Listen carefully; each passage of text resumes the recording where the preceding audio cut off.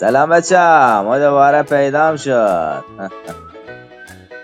یه روز یه پیسره پرسیدم چرا موهات سیخ کردی؟ گفت یکیشون سفید شده بود، بقیه به احترامش وایسادن. با خدا تو زندگی قوانه نشده بودم. بچه ما سر در نیاوردم و کار این خانوما متنفرن از این که سنشونو بپرسی، ولی پدرت در میارن اگه تاریخ تولدشون یادت بره.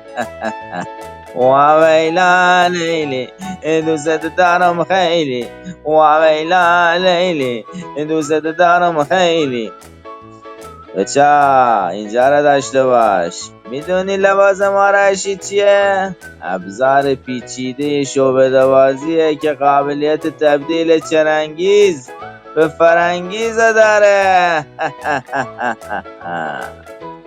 خب بچه، اگه قیافه زشت ما خوشتون اومد لایک کنین، کامنت بذارین، سابسکرایب یادتون نره. فداتون، عاشقتونم. بوس بوس.